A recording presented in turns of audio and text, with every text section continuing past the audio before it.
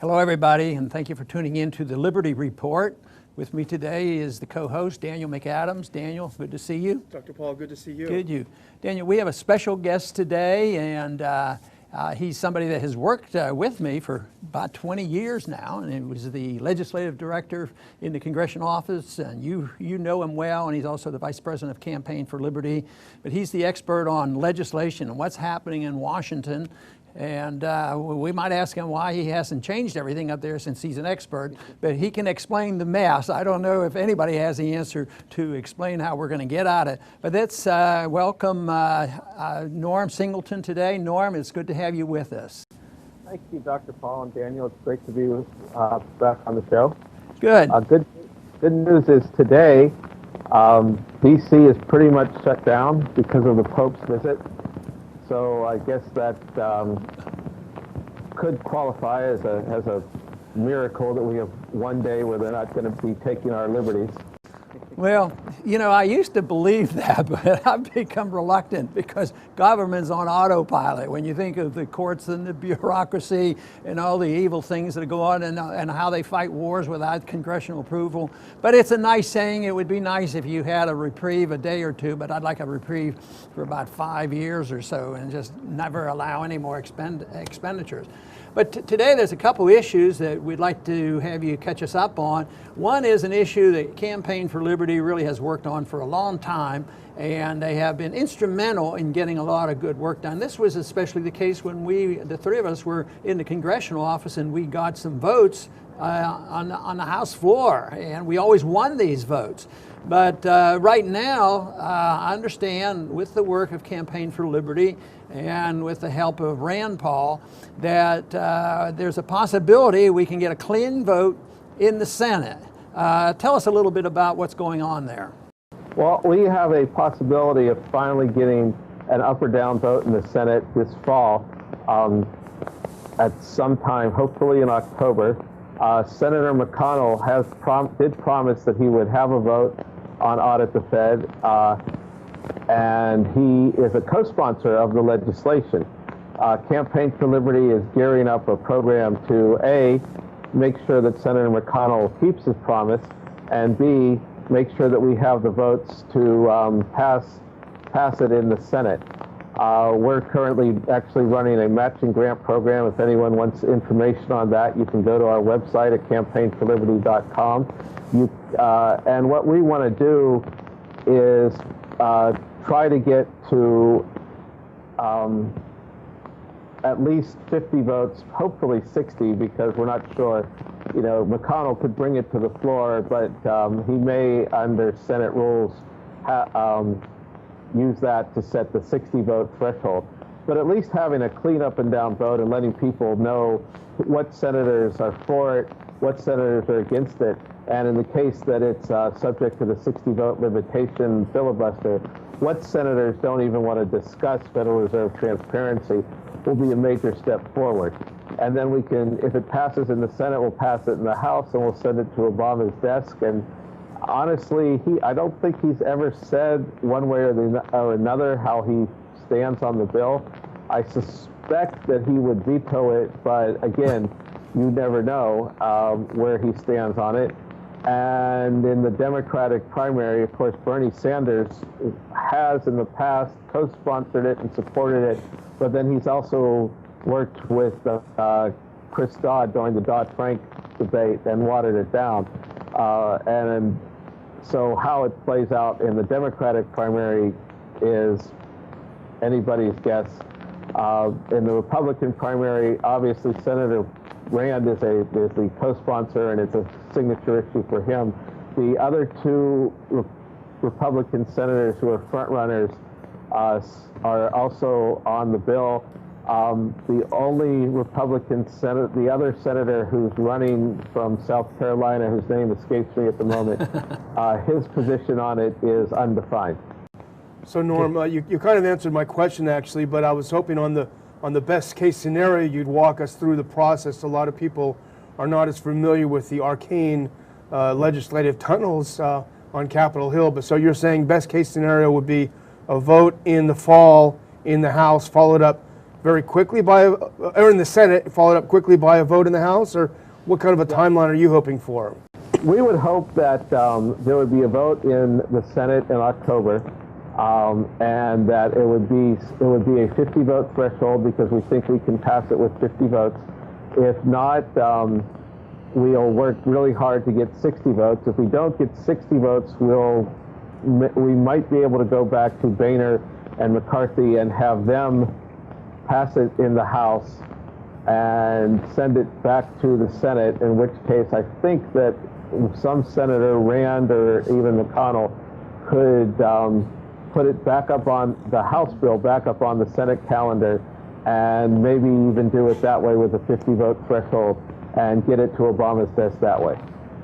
Yeah, and Norm, you sort of alluded to a little bit of, the practicality of it. We don't expect victory tomorrow or the next day and the president signs a bill and all of a sudden we're going to know what we need to know about the Fed. But from my perspective of having worked on this for a good many years, and even back when I first went to Congress in the 70s, there was talk of auditing the Fed. Gonzalez from Texas and Wright Patman, they talked about this for a long time. But it seems to me like we've made tremendous progress here in the recent decade, or at least 7 or 8 years. The recession, depression that we got involved in with the collapse in 07 and 08 also helped. But also, I think it's getting so where people now are very much aware of the failure of the Fed. So I see this as great PR. And it's important. It's legislatively important, but also we have to talk to a lot of people in order to get the support. And I think both of you realize that when we did get ability to get that vote to the floor, it wasn't my ability to talk to my colleagues, and twist arms and trade votes, and that's how I got to the vote. It came from the grassroots. And I think that's where we're making great progress. And certainly you ought to have been observing this tremendously since you are so close to the activities at the Campaign for Liberty. That's very true. It is the grassroots people. It's that grassroots revolution that was ignited by your 2008 presidential campaign, and everything that's Campaign for Liberty, the 2012 campaign, has done since then to keep this alive. And also, it was 7 years ago, or last week, that the housing bubble imploded, the stock market crashed, and you remember that really put a lot of attention and focused a lot of that revolutionary movement on the Fed, on the Treasury, on the bailout culture, crony capitalism. And it was really a sort of fortuitous that, it was bad that the market crashed, but it was fortuitous that it happened when it did, because it gave the anti-Fed movement that you had started in 08 really the next big boost was to point the finger and say, see, this is why Ron Paul was right to warn about the Fed. And in fact, if you remember, you were very busy those 2 weeks doing a lot of media. A lot of the tenor of it was, you said several months ago that we were due for a drastic correction, that our prosperity was a phony one built on fiat currency, that we don't know what the Fed is doing, but it's very dangerous. We laughed at you at the time, but now you're right, so tell us what to do. And unfortunately, you told them again, and they didn't listen, and that's why now there's a movement designed, that Campaign for Liberty is leading, designed to force Congress to do the right thing and take that first step by exposing the Fed to sunshine. And then once we get the audit, we'll just see where we go from there. But my prediction, and I think yours and Daniel's is too, is that when the audit comes out, you're going to see an explosion of public concern and criticism and demands that Congress do something to change monetary policy. And I think if that weren't the case, then the Fed wouldn't be fighting this audit tooth and nail down to the point of actually lying about what the bill does. Right. And Daniel? Norm, I was going to switch gears here just a little bit, and in the words of the sadly now late Yogi Berra, it's deja vu all over again with the federal government. They're talking about a shutdown. They've got the newspapers are giving us all kinds of scares about, oh my goodness, what are we going to do? The government is shutting down. Can you give us a little bit of your insider view as to what's going on with this? Doesn't it feel so 2013 all over again? It does, and it's unfortunate, and 2011 and 2009 right. years before that. And sadly, they always promise a shutdown, but they never deliver. And when they do, it's like 20% of the government, and it's always, national parks and the national zoos, Panda Cam that goes out. It's never, you never go to the airport and there's a sign saying, "I'm sorry, but you can't be nuked or groped today because TSA is closed." But what's going on is the government fiscal year ends on September 30th, and as always, there's no advance planning for this, even though they knew the deadline months in advance, and they're rushing to pass a continuing resolution.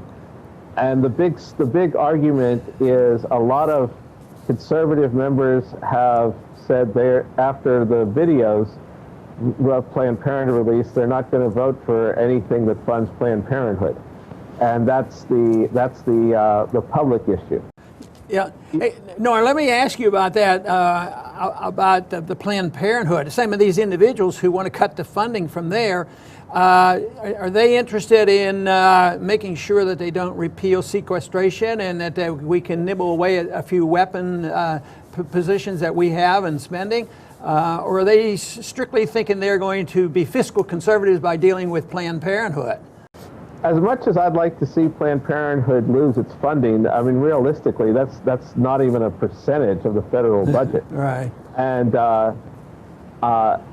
you're right, Dr. Powell, that what is really going on behind the scenes is there's an effort led by the defense hawks to cut a deal with the, I guess you call them the welfare hawks of the Democratic Party and the Obama administration, to say, we don't like the phony cuts in defense, you don't like the phony cuts in domestic spending. Let's make a deal to just increase spending across the board in real terms. Right. That's called compromise in Washington. Yeah, right. Right.